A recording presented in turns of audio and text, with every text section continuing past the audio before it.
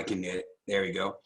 And cool. I've got control. I appreciate it, man. Dude, I was looking so forward to your introduction. It's been a while since you had the opportunity to introduce me, and you have a great voice. You have a great way of putting some enthusiasm and some real heart and soul into what you have to say. Encouraging folks to take action and, get registered for events and things like that. So just really appreciate you stepping in for Keely Beals while she's tied up doing a few things. And yeah, man, great way to step up, great way to lead by example. And I know everybody across the country appreciates you, brother. Thank you. All right, folks. Billy Tully, welcome. Hi, everybody. James, good morning. Good morning, man. All right, so let's go with this, 760-533-3141. 760-533-3141. We've got 67 people online. Yesterday, we had 145. Feel free to text some of your friends, family, colleagues, your ICMs, no ICMs left behind. Let them know we're here. This is going to be super cool. As always, I just love the opportunity and I'm blessed with the opportunity to get out here and speak and talk and just be real. So you guys know me and girls know me. If you or know, all of us really, if you've got something on your mind, if you got something you want to clarify, talk about, get my opinion on, want to bring out in the open, if you got a prospect you want to talk about, you can chat it in the chat. I've got that up and running. You can come off of mute and interrupt me at any time and take me on any tangent you want. This is your call. It's our call. It's for all of us, and we all need whatever information that you feel is pertinent to our business. So don't be afraid. Just come on out. Hey, Bill.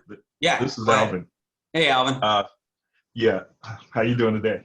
Man, I'm blessed. I'm excited. It's a beautiful day. I had a nice walk at 5:30 in the morning with my pups, and it was gorgeous out. So I'm happy. How are you? Here we got flood watches here in Cincinnati.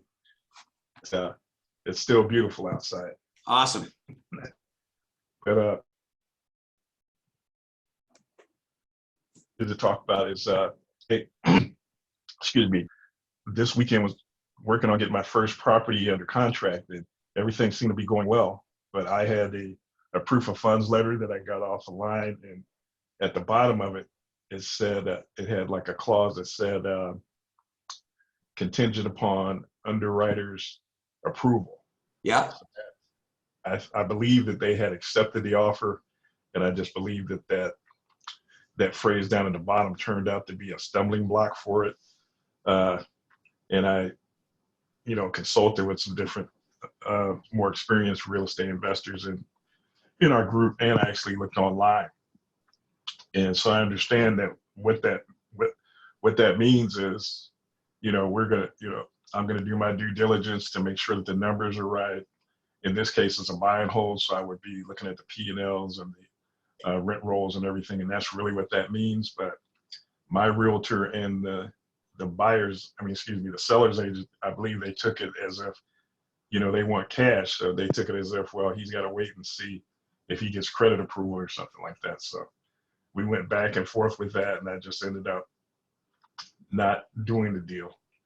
But I'm committed to putting another contract under, putting another property under contract, and I'll be checking out tomorrow if things look right, if the numbers look right. But I ended up getting a different proof of funds letter that didn't say that on there. But can you give me any more advice about those proof of fund letters?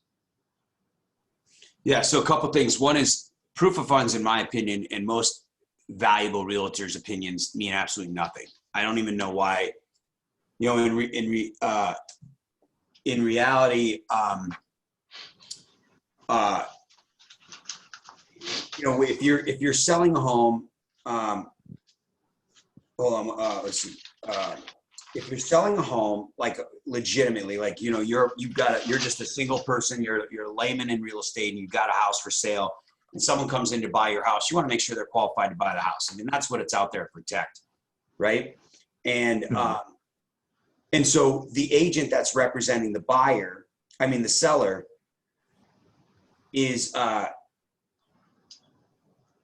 the agent that's representing the seller wants to protect the seller and show them that, you know, hey, this person is qualified to buy your house. So that's why they want proof of funds. Proof of funds is typically just enough to make the down payment because most people are getting a loan. But when you're going in cash or hard money as an investor, then you've got all these investors that are putting in offers on properties that they can never, ever buy. But it doesn't matter. They don't need proof of funds to get it under contract because they can back out for any reason, whether they've got proof of funds or not. So two things. Number one is that if your realtor should support and be able to convince the other realtor that it doesn't, this proof of funds, they could get it from a Jack in the Box and it would be fine. But another proof of funds that you could get would be from any hard money lender. Most hard money lenders are going to have the same contingency. They absolutely are, because they have to underwrite the deal. Everybody has to underwrite a deal. It's just showing that if the deal works, they're gonna support the deal and fund the deal. So any hard money lender in most states will give you 100% proof of funds. You know, get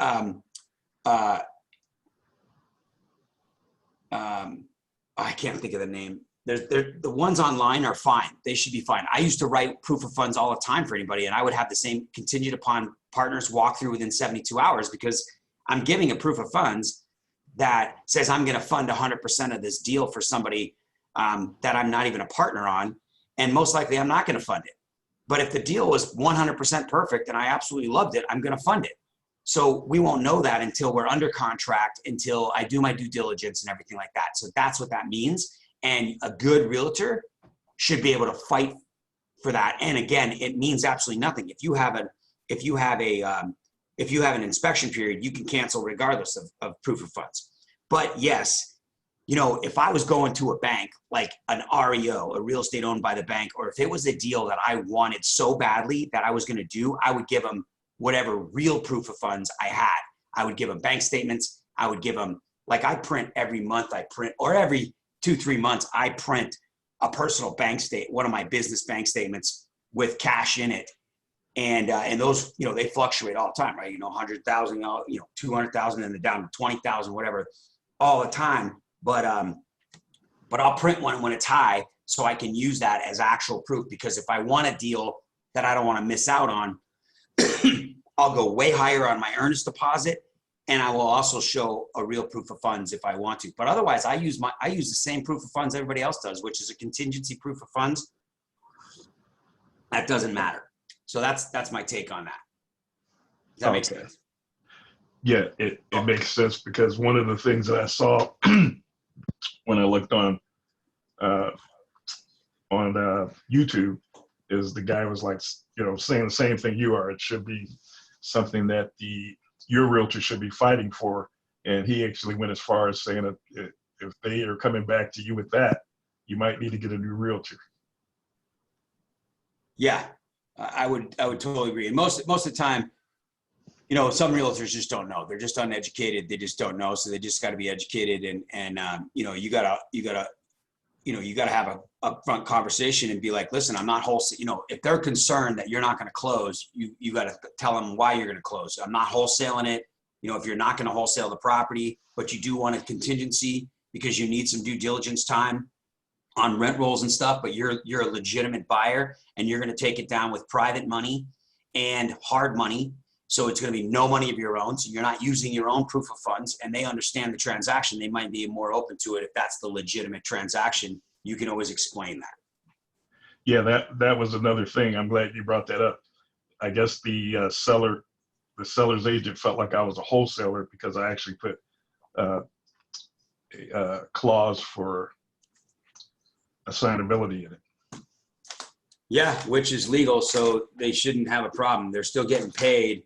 You know, their biggest concern is they've had bad experiences, but it shouldn't matter. They can't just guess which buyers are going to close and which aren't. They have to treat them all the same, and that just comes from lack of experience and not being a good realtor on their own end. So, okay, well, thank you. All right, so Troy says, I'm interested in how to get more leads. So this is a key comment here. And I don't care if it's for real estate or business. there's no question, we've all heard you got to have leads. So one of the things that I think with Renatus, and this is going to lead me into part of my training too, is this amazing, is thanks for putting this out there, Troy, is that, you know, one of the things that you can do is look in your phone and look on your Facebook, and you can commit yourself to a couple different things.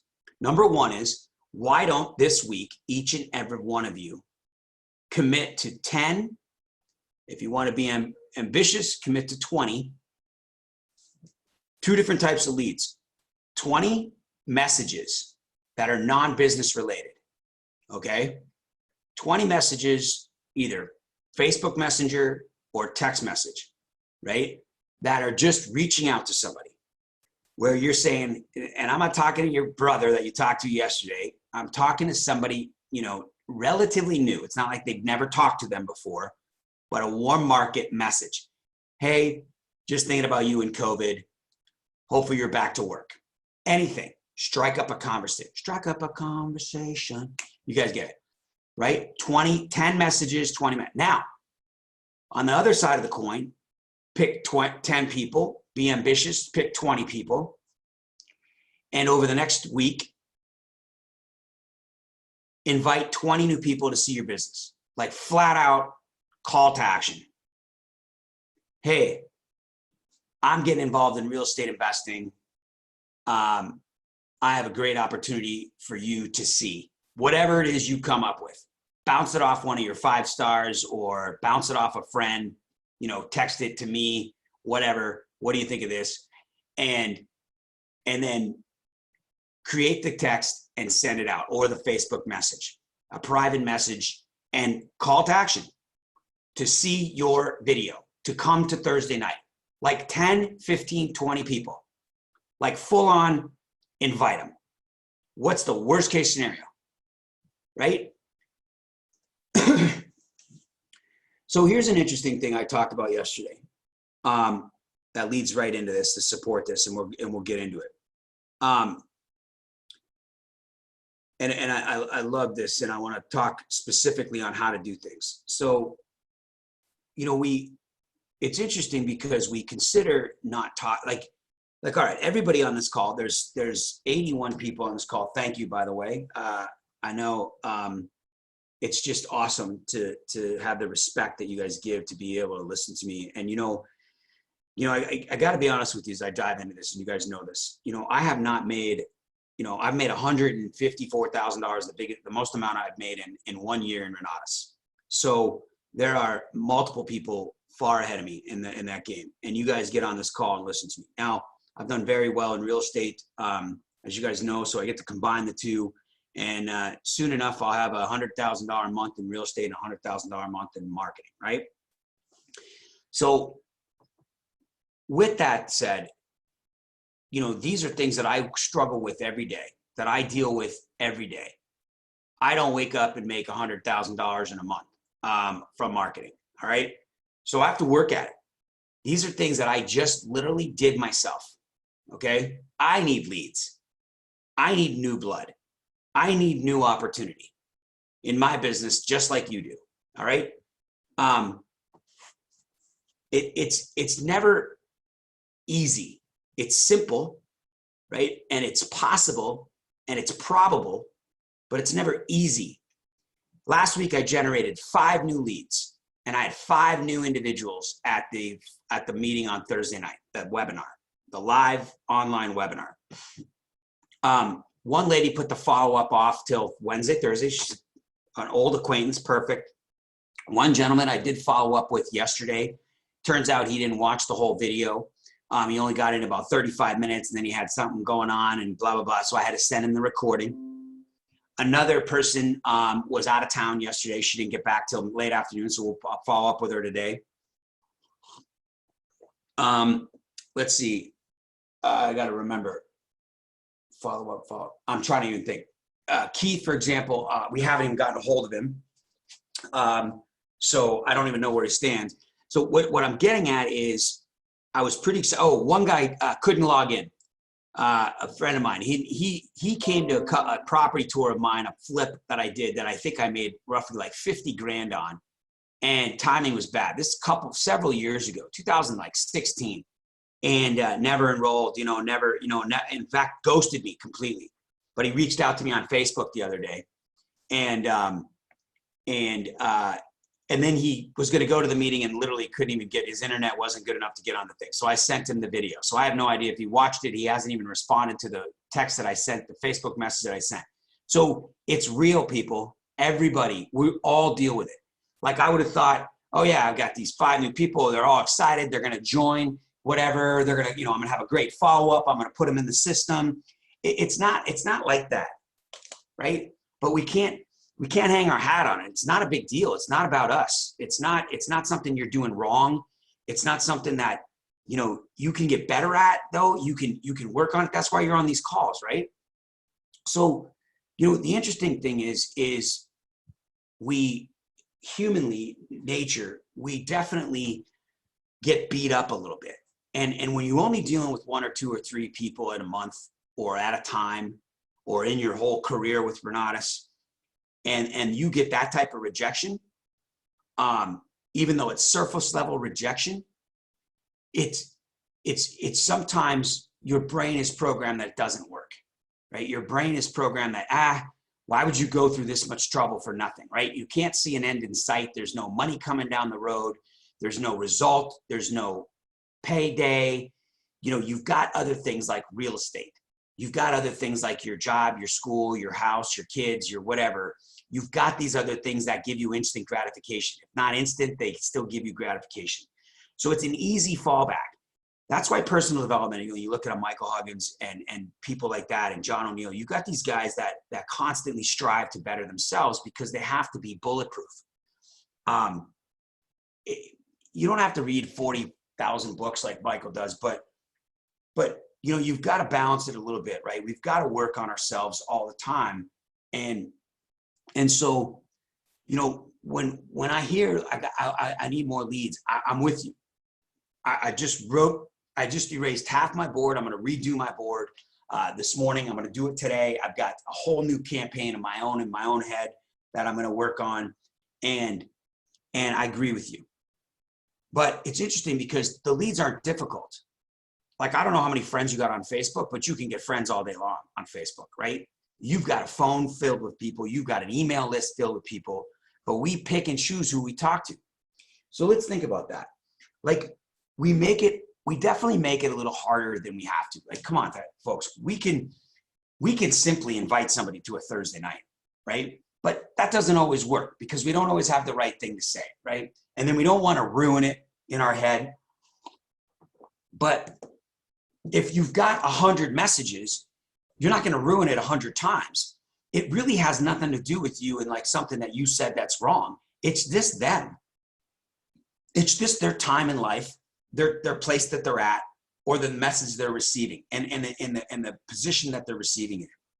Now, when you start to develop these relationships and people start to come, you're going to want to work the drive, right? You're going to want to know drive, your drive, know their drive, and sell them. But let's get the lead first. Let's get someone interested, because typically when someone's interested in what they see here, it's not a hard close. It's not a difficult process. Most people think of yourselves, they get started, right?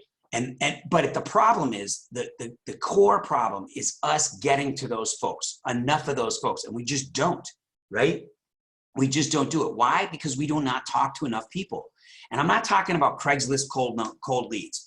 I'm talking about qualified individuals. And I don't mean that you're qualifying them necessarily, like with a bank account and finding out a bunch of stuff about them.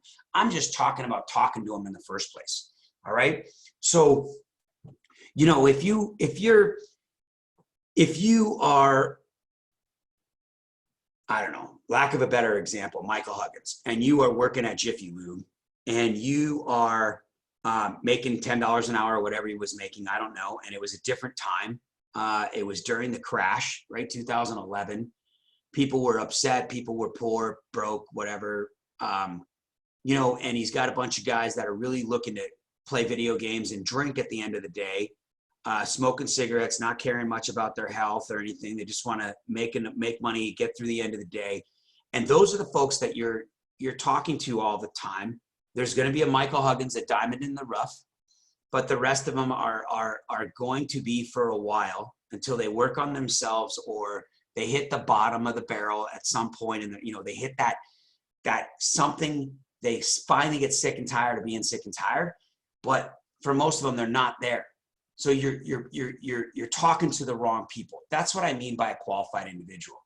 So when you look in your phone or your feed, Facebook and your email, you're talking about qualified people. Now, again, just because they're qualified doesn't mean they're going to do this, but you can go at them with an intrigue question. You can talk to people through a message, and you can challenge yourself to strike up a conversation that has nothing to do with business, real estate or otherwise, and you can start to have conversations with, and maybe be selective in this group of 10 or 20 that you eventually want to introduce to Renatus.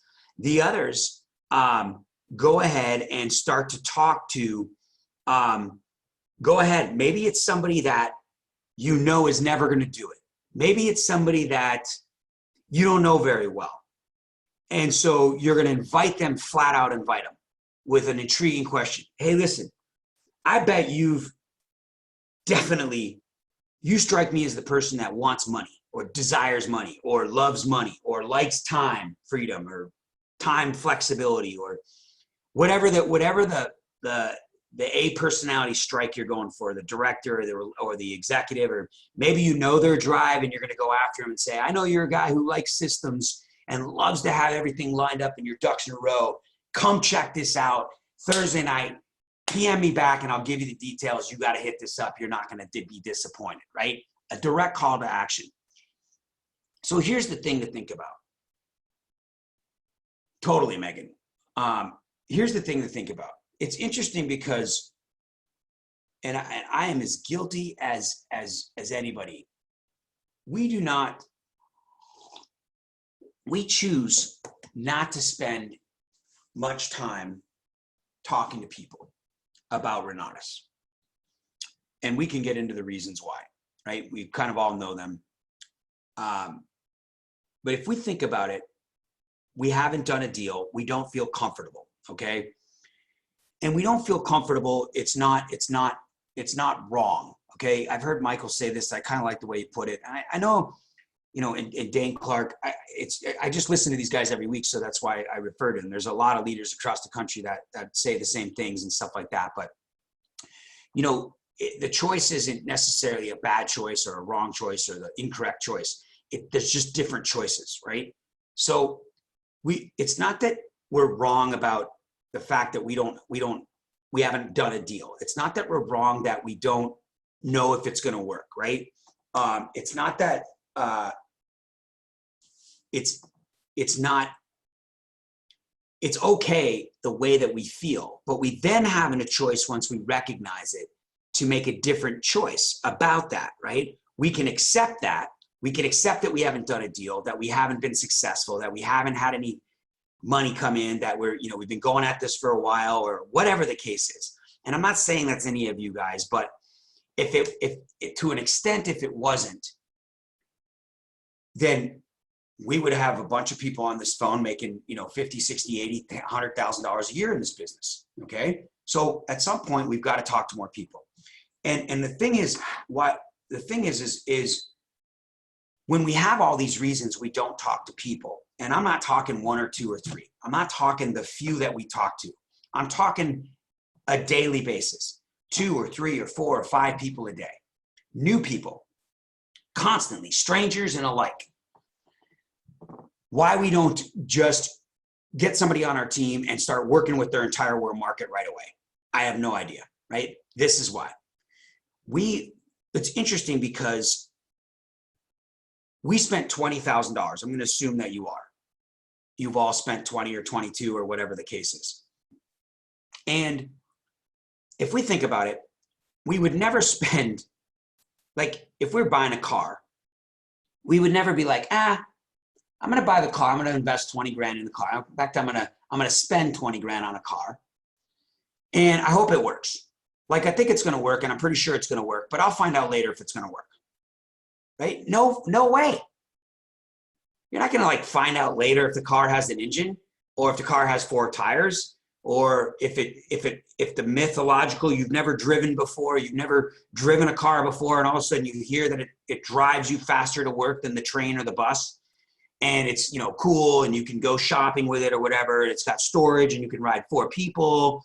And like, you're like, oh, I've heard all this stuff. You know, maybe I'll give it a shot. I'll throw 20 grand at it and hope it works. I'll check it out later. No way. So don't tell me that you spent 20 grand hoping that this worked. That you were going to be like, it might work. I think it works. Like I see some examples. I've seen it, you know, on TV. I heard about it. You believed it worked. You believe in it. You believe in the person that enrolled you. You believe in Bob Snyder. You believe in the education. You believe in everything that you sought after, that you spent 20 grand on. You believe it. Like, whether or not it's worked for you, whether or not you believe it anymore, you do. You know that it works. You flat out know that if you actually see this through, that it will work. You know that it's working for people all over the country. And I don't care about, I'm talking about the product itself. I'm talking about the velocity banking. I'm talking about tax and legal strategies. I'm talking about the simpler things that we offer, being able to buy a property at a discount, being able to understand mortgages, being able to, any of the multitude of classes. I'm just even raising private money class, or your investor ID class, or your self-directed retirement class, or even your creative acquisitions class. If you've never done anything, but you understand how creative financing works because you watch Chris Albin, you know that it works. So that being said,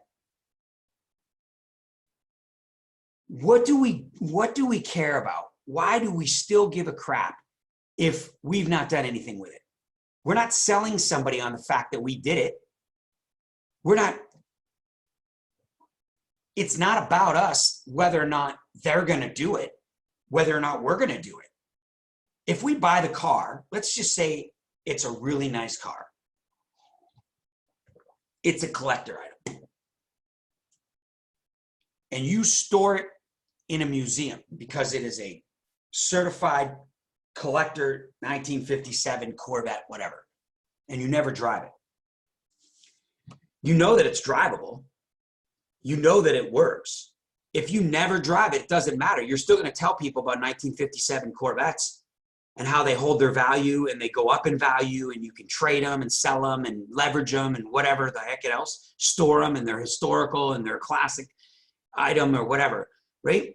It's still going to work for them however they work it. It has nothing to do with what you do with yours.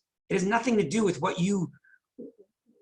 whatever your accomplishments are or will be or haven't been. But we don't tell people about it. And when I say we don't tell people about it, I mean, like, we literally don't. It's not something we do all the time. If we truly believed that we could make $10,000 a week, 40 grand a month, 400,000 a year, 500,000 a year, telling people about this, are you gonna tell me you wouldn't do it? Like, there's no way. I can't imagine that there's anybody on this phone who, phone call, webinar, doesn't desire it, would just not love to make $10,000 a week, even if it was for 1 month. Like, I don't know, maybe you can go into your mind a little bit and just imagine what that would do.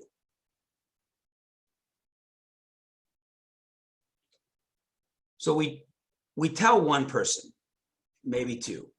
We place an ad. We can't figure out ads anymore because you can't really place an ad. It's too enticing, and there's all this compliance, and who cares? It's funny, we haven't even talked about compliance since COVID. It's so funny. Hopefully you guys are all still being very compliant, and you know what that means. But the fastest way to money is warm market. And the continued way to money is through warm market's warm market. I'm trying to understand Bobby Johnson here. Being qualified, specifically identify the right people. I mean, I guess, Bobby, you know, folks, I don't I can't say that I ever look at a certain person and identify them as right or wrong. They all have the same opportunity. We have no idea where people are in life, what they're capable of doing. You know, most of us probably were a shot in the dark at this, you know what I mean? And somehow got it done. So I wouldn't prejudge whatsoever. I just mean the pond that you're fishing in, right? There's definitely, you know, if you're, well, you guys know, you guys get my point. And Bobby, I know what you're saying. You know, they're the Craigslist folks. Fortunately, we're not putting ads on, you know, job sites anymore, but job sites folks are low, you know, they're easy fish to get on the line, but they're very small fish, right? If that makes sense. You typically got to throw them back all the time, and it's going to take you, you know, a miracle, the perfect day to hit the big keeper, right? So awesome. So, you know, when it comes to, I'm going to move on here. When it comes to our belief in us and what we've done and talking to people, like, I don't know if you could do, you know, we've got 3 months till Leaders Retreat, and you know, we've got the summer coming up. We're coming out of COVID, all that stuff. You know, maybe set a goal of who to talk to, and getting a lead in front of the individuals, in front of the information. If you could not be particularly attached to that individual, like a real estate transaction, then it's easier to say next. And so the key with saying next is that you have more people in the pipeline, that you have more people you're talking to and more qualified people. And the way to do that is to share the story. The way to share the story is to have a bigger, stronger belief, right? So I want to tell you a couple of things. Like, you all know my story, and we talked about it when I was introduced today a little bit, but you know, I was thinking about this the other day, and I don't know if you guys know, but the top 1% income in the United States, annual income, is over $450,000. In 2007, I made $17,000 on my tax return. I think my wife she sold a business in 06 and got paid out over a little bit of time. And so she took some time off in 2007, but she was still working with the company that she sold her business to. So she might have made, she made some good money that year. She supported us in all of 07 and into 08. And in 07, she was my girlfriend till when we bought that bigger house and everything. And then we were upside down. Our bills went through the roof, you guys. I turned our bills from, I mean, when we were living in the house she bought in 06, you guys, and I read Rich Dad Poor Dad, she, you know, our bills were like $3,000 a month. I mean, our mortgage was like, her mortgage, I should say, was like $1,200 a month on this place. And, I mean, I had no bills. I had just come out of bankruptcy. I had no credit cards, nothing. I had a car that my business was still paying for, my old business that I was leaving completely. And they were even paying my business. I was still like an owner, but I gave all the profits to my partner because he had the 3 kids. And I was paying my insurance and my car payment from the business until it couldn't pay for it anymore. And so, like, our bills were nothing. And within a short period of time, 6, 8, 9 months, by the end of 2007, our bills were, once I got that pool, I got the new truck in her name. She wanted it. I was like, yeah, go ahead. I'm going to be making all this money. We went through our wedding. Our wedding was a very elaborate wedding. We had over 100 people there, and we paid for it ourselves. And I put a lot of it on loans. And then I started the business and stuff like that, and real estate. It was crazy. Our bills went to over $10,000 a month, and I made $17,000 in that year. And so we struggled, you guys, in 08. And even though I made, I think I made 190,000 in 08, in 09, in 08, it didn't even scratch the surface. Like, I'm not even kidding. We were broke for a good 3 years. We bought that big house, 3,000 square feet. That's big for us. 2 people, couple dogs. And we didn't furnish it. I didn't put a brand new entertainment system in there, TVs or anything, until I I had a $50,000 deal I did in 2011 in January of 11. And I went out and bought us our first really good bed. I bought an entertainment system. We started to furnish the house a little bit. We lived on old furniture that didn't even match. You fast forward 10 years, okay? The last several years, my income alone, well, not alone, my income matched with my wife's income has put us in the 1% multiple years in a row. And it has to do with this business. It has to do with real estate. And it has to do with the opportunity that we have. You know, I was on the phone. I wasn't on the phone. I was a family member of mine. They're a corporate job, and she makes incredible. She makes good money, like good six-figure income, high six-figure income. And this company bought out the other company a while ago, and they decided to go all no remote locations, and they moved all their offices to Texas. And it's, I don't know if you lived in Texas, but Texas to me is not a great weather place to live. It's kind of dreary. I don't know. It's hot and humid. It's just, I don't know. The market's very strong there though. All markets. She hates it.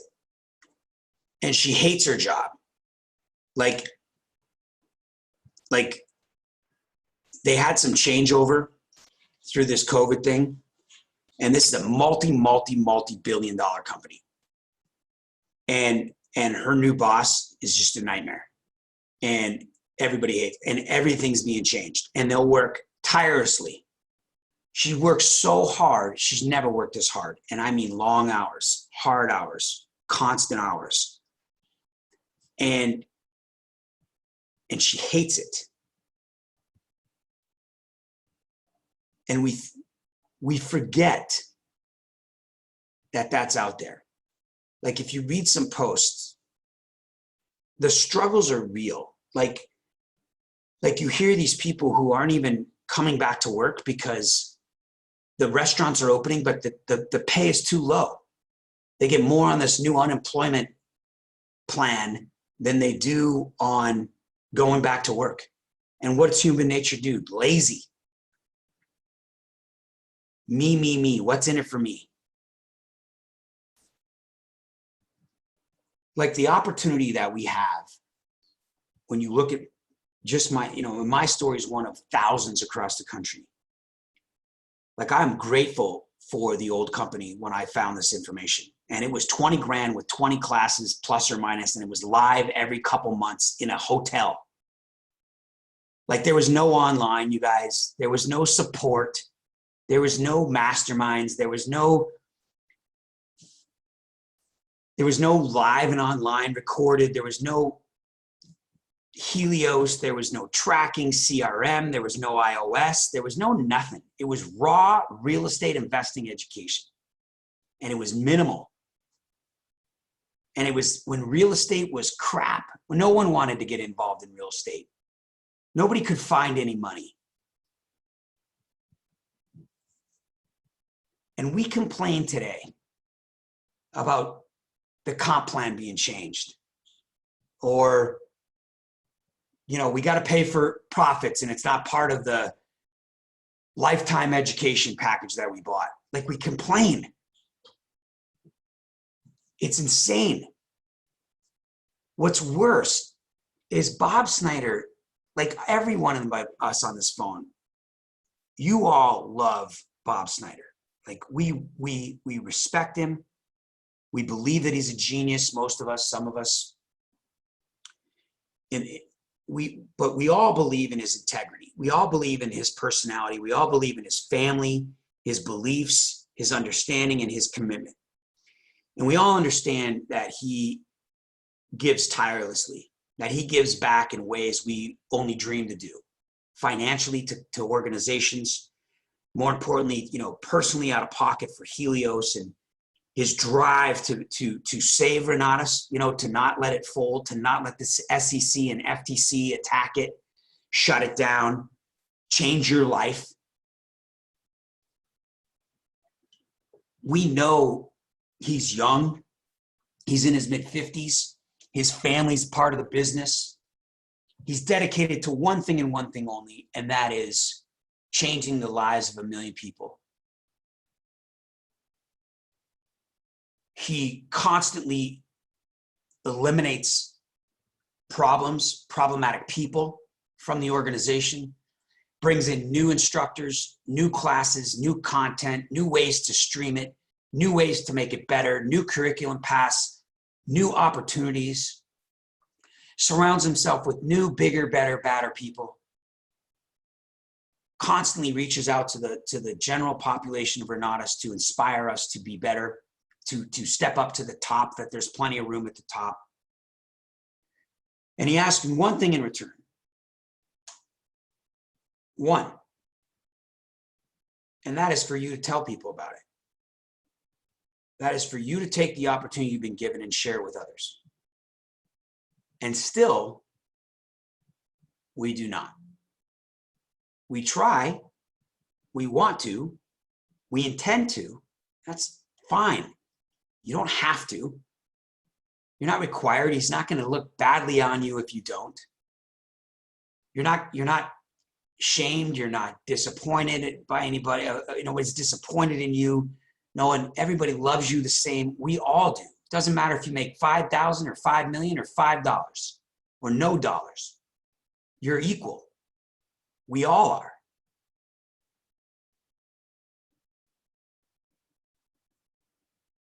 But the opportunity's there, and we don't do it for why. Like, we're here, which means, in my opinion, you want to do it. I want to do it. I want to have more people on my team. Michael said he had 855 ICMs. I think I have 55 ICMs. Thank you, Amy. You're welcome, Troy. 753. It's easier and simpler, and it's human nature, you guys, to stick with the things we know, to do the things that we believe in and we feel and we're familiar with, things that don't hurt, that don't reject, that don't waste our time. Nobody wants to waste their time. When we invite 15 people and nobody shows up, we waste our time. Right? That's our belief. That's our thought. That's our history. That's our understanding. That's our belief. You can change this. You can choose to talk to more people. You can choose to believe a different path. You can choose to remember stories that make sense. You can choose to understand that somebody is waiting, that somebody is like you, that somebody needs this. You can choose to understand that you may never, ever do a real estate deal, but 20 people, $200,000 of commissions plus $222,000 of commissions paid to you are people that could be doing deals because you invited them. You could choose to be unselfish in that regard. We're selfish in the way that we don't want to get hurt. We don't want to waste our time. We don't want to be rejected. We just don't want to do something that we're not sure is going to yield any response. Like like even 10 grand a month. Like, I was stoked on Thursday to have these 5 people come to a live meeting. And like one of them that put this, I'm still excited. Like, I texted her, I'm excited to meet with her on Wednesday and follow up with her. And I'm hoping that she gets started. Like, she needs this in her situation, in her life, and how I've known her and stuff like that. And we actually accidentally already found the funding. Like, she's got it, even though she has nothing. And And yet, interestingly enough, she did not call me on Monday going, woohoo, let's sign up. I'm ready to go. Here's my money. Take it. Right? Like it's a process. And now I got to follow up. And now I got to make calls. And now I got to overcome objections. And now I got to find the money. And now I got to get them to another event. And I got to build for an event. And I got to follow up. And I got to get another person. And I got to do all this stuff. And it's such a pain in the butt. Like I get it. Like I get it. But then I look at my man, Steve and Kelly. And I look at Brian O'Neill and his wife, Candace. And I look at Jen Harmon. And I look at Corey. And I just, the list just goes on. And I look at you guys. And I just think of Keo Jones and Zach. And I think of Lee Morris and Sandy. And my list could just go on. And I'm like, ooh, it's so awesome working with these folks. I'm so lucky and grateful to have them in my life. My team, they're excited to join Jim and Carrie LePage. So grateful, so happy, so blessed, and have changed their lives so much in 18 months that it's so cool when they join and they're on the team and they're on the call and they're making deals happen and they're inviting people and they're getting 5-star and I'm getting paid and more people are joining my team. Like it's so worth it. Bill, I have a question for you. Yeah, though. Sandra, please. At what point in time after you had them come to a bunch of events, they've gone to funding and realized that they can only do the billing, how do you just come and say, so I know Steve Scott says, so are you ready to get started? I guess, you just hi, how are you? I'm calling to see where we are with this process. How do you start the conversation to get a sense of how ready they are? Because like you said, the lady that got the money, she didn't call you up and say, hi, Bill, I got the money. Let's get started. So, what do you say and when do you say it? So every person's unique in their own way, just like we're all unique, okay? In every situation. So I know her situation without telling you the whole situation. I know who's going to fund it for her. And, she responded, hey, I texted her on Friday. She's like, let's follow up on Monday. We're just getting our head around this, right? And then she known about it. So it wasn't unfamiliar, but now she saw the whole thing. So then she texted on Monday. She's like, hey, just getting to work. Let's do it Wednesday or Thursday. I'm like, no, perfect. No problem. Right? So I haven't done the follow-up with her yet, which I will do. So, but the answer to your question, you guys, is this, is that anytime I'm on the phone with somebody, I'm asking for the sale. Like on a scale of 1 to 10, 10 being you're ready to go, or 9 being you got to find the funding. Where do you see yourself getting started with Renatus today? Right? Immediately. Like I got to know where they stand. If I don't ask for where they stand, I'm dancing around trying to speculate, anticipate, and guess what's going on in their world. Just tell me. I could give a crap. That's why the faster I know where they're at, the more understanding of how much time I'm going to spend working on something that they need to overcome. So it's important that we know that. Like most people that see Renatus for the first time, unless they're an intellectual and a deep intellectual, they don't need a lot more information. The only reason I even put them in another event is because I don't want too much time to go in between when we get together and I ask for the sale, or we go over the funding, or we get them into funding. So funding, getting somebody into funding means that they're starting their HELOC, they're withdrawing money from their 401k, they are going through credit nerds, or they are literally applying for a 0% credit card. That's if, in fact, they don't have the debit card or a credit card right now accessible, ready to go, right? So how Otherwise, do you even people have to sell stock. They have to do something. But how do you even have that conversation about, I understand you're interested, how are you planning to fund it? Isn't they asking the question about the funding almost premature before you know they want to start? That's maybe where I'm getting jumbled up on what thing to ask first. Well, you can always ask this, right? Everybody's heard this.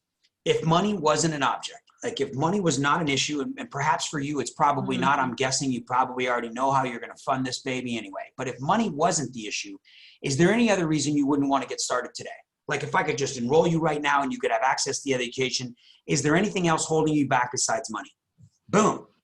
Nope, I'm ready to go. I just don't have the funding. Oh, you don't have it or you don't know where to get it from? Well, I don't really know where to get it from. He's like, I could take it from this. I thought about this. Maybe you could help me. You said there were some ways that we could fund. Boom. All it is about the funding, right? In between there and whenever they get their funding, I'm going to put them through the event.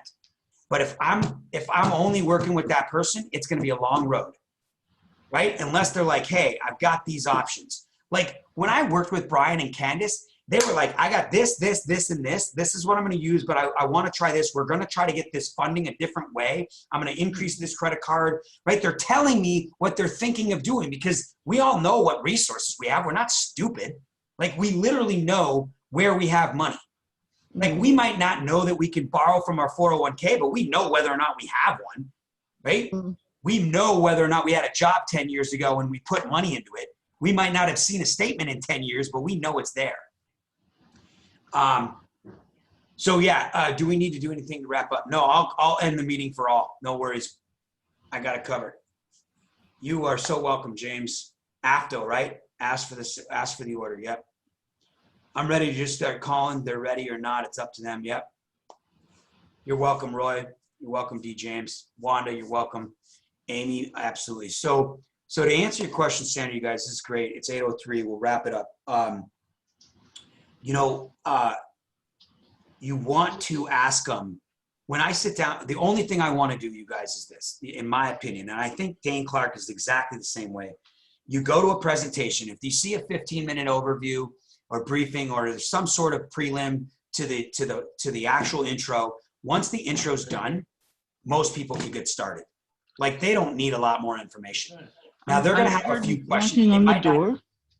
They might not understand all of the options. So that's a little bit of, there's a lot of information. They might not understand all the classes, or they might not understand how Renatus works. Like, okay, so if I join Renatus, do I get money from people, or do we automatically, like they're a little confused on the community and how that might work a little bit.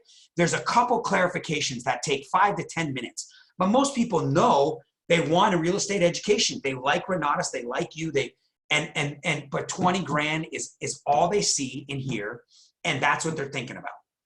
So I'm not worried about 2,000 or 5,000 or 3,000 or 8,000 or 6,000. I'm worried about 20,000. That's where I'm starting. That's where I know people are successful and stuff like that. So the only thing I want to do is get them in a follow-up, and I want to spend 2 hours getting all their questions answered, clarifying everything, and making it crystal clear that it's worth spending the 20 grand. And then the last hour, I'm going to spend funding, or 30 minutes, right? What are their resources? Where are they at? What's their credit look like? And all that stuff. That's the conversation I want to have. In the meantime, if I don't get that conversation and I don't get that opportunity to have that conversation, then they have to go to another event, because it's going to build their belief. It's going to reinforce what they already saw.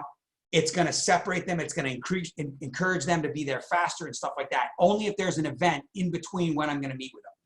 Otherwise, I could care if they never go to another event. They don't need to go to a property tour to know that the examples that were given in the intro work, right? They need to have a conversation with me or you and your 5-star on a follow-up to believe in the system, to believe in you, to get their questions answered and figure out if it's worth it. So each and every time I talk to them, I'm asking for the sale. I'm asking for where they're at on a scale of 1 to 10. Where do you see yourself getting started? Some people need a lot more time. And unfortunately, if that's all we're working with is 1 or 2 people that need time, that are not ready, they're willing and they're able. They've even told you they want to do it, which means they're willing, but they haven't done it, which means they're not ready. And you can't force ready. All the events in the world can't force ready. The only way you can force ready is you go find another person that is ready. You ready? If you're working with 1 or 2 people that are not ready, not willing, or not able, and you're trying to make them able by finding their money for them, counting on an angel investor. Hey, how's it going? Did you want to talk to your uncle? Did you talk to your dad? Did you talk to this? Did you check Credit Nerds out? Did you do this? Did you do that? Did you do this? And that's your month. That's your week. Then you're not going to get paid. If you're working with someone, you're like, hey, I know you were waiting for your paycheck to come in, and you were gonna talk to your wife. How'd it go? Did you talk? Oh, you haven't had a chance. Oh yeah, the baseball game happened. Oh yeah, blah blah blah blah blah. This happened. All right, well, let me know when that happens so we can get. They're not ready. And if you are waiting for them to get ready, 2, 3, 4 weeks are gonna go by, and something in their life is gonna change, and they're not gonna do it. And you lost an entire month. If you got someone who said, you know what, I'm the decision maker. I'm single and I got a 401k and I'm ready to do this. I am ready to do this. I could do this next week. We're going to talk on Monday. I've got this thing. I'm ready to go. I don't need any questions answered. Yeah. Can I go to the property tour? Great. I'm going to go to that. And then we're going to get started. Then we'll follow up with you. Yeah. I've got my 401k. I got 50 grand in there. I want to start investing right away. I could lend some money on your next deal. I'm ready to go. I'm ready. They're not willing. If they were willing, they would have already done it. And if that's the person you're chasing, you're waiting for them to be willing. You got to plug them in the system, plug them in the system, plug them in the system until they decide they're willing.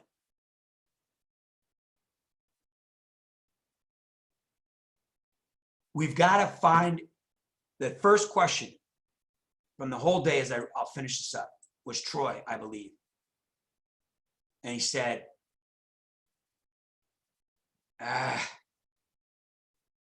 I'm interested in how to get more leads. And all you need is to commit to 20 conversations, non-business related, not stressful. It's not stressful for you because you're not selling anything. You're not asking them to join your team, to commit to your cult, any of that crap. All you're doing is messaging somebody. Strike up a conversation. Then commit to 10 people you're going to invite to your opportunity. Screw all the crap in between, the sugarcoating, the develop the relationship and all that stuff, and just invite. Invite 10 people, 20 people. See what they say. You want to come Thursday night, see my meeting? I'm going to be selling you $20,000 worth of crap. You want it? Come see it. I'm kidding. You're not going to say that, but you're going to draw it up the way you want. Make it intriguing. Make it about you. Make it about them. Make it, I don't care, but invite them. Maybe next week you do it again. Maybe next week you follow up with the 20 messages that you had conversations with. How are your kids? What have you been up to? I haven't seen you since high school. Hey, how's that job? Non-business related information. Why wouldn't you want to come on Thursday night to your people that you invite? What is better going on that you got? Tell me, I want to hear about it. Business related. Find more leads. Find people that are ready, willing, and able. Remember why you spent 20 grand. You believed in it. You know that it works. You trust it. You love Bob. You love the pack. You got this. All right, folks. That's my tricked out Tuesday. I don't know. What do we call Tuesdays? I don't remember, you guys. You're welcome, Troy. Patience is beautiful. Hang in there. You guys are awesome. You guys, literally, every one of you are freaking awesome. You're amazing people. You're super cool. You've done things that 1% of America is the only people that do it. You've joined the right place. You've not quit. You've never learned to quit. You're here on a Tuesday. You're here on a Wednesday, a Thursday, a Monday, and you guys are showing up and you're taking names and you're doing what it takes. And you guys are amazing. You're working on putting on offers, Alvin. Great job. You guys are studying your education. Celebrate your wins every single day, and take time for yourself. Courtney, you're welcome. That means so much to me. Great start to our day. You're absolutely. Yeah, Sandra, you're welcome. Girl, you got my number if you need anything. 760-533-3141, folks. Oops, that was private. I got to change that to everybody. There's my, thanks, Sandy. You're funny, dude. You made me laugh, brother. You have made me laugh 3 times in like 4 days. Love you, brother. Amy, you're awesome. Take off Tuesday. There we go. Fly, folks. Make it happen. It's going to be a great day, and it's going to be a great week, and I will see you on the flip side. here's to getting out in the world again. And yeah, I love you guys. You guys got me. If you need me, come on and I will end the meeting for all. So, I can't end the meeting. Looks like you've got the controls. So all I can do is leave the meeting. You've got to end the meeting for all, unless you give me the controls. All right, all right. Well, I'll handle it from here. I'm going to wrap up both sides of it. But thank you, man, right. for everything you bring to the table. Thank you for, for everybody that participates. And, go out and have this be just that expression of appreciation, of gratitude. Take this, put it in action. Take those 10 people, send them a quick voicemail, send them a quick message, invite 20 people to next week's meeting. Show up here next week, 7 days from today, having taken what you got here, put it in practice. And when you bring those questions back, it's going to create a whole new series of momentum. If it works, great. If it doesn't work, we've got something to interact with. And Bill has the ability to take what he's given us today and build on that. So thank you, everybody that's here. Thank you for everybody that's coming. People on Facebook, people on Zoom. We love to have you. Keep on rocking and have a happy Tuesday and keep it moving. We'll talk to you soon. Bye now.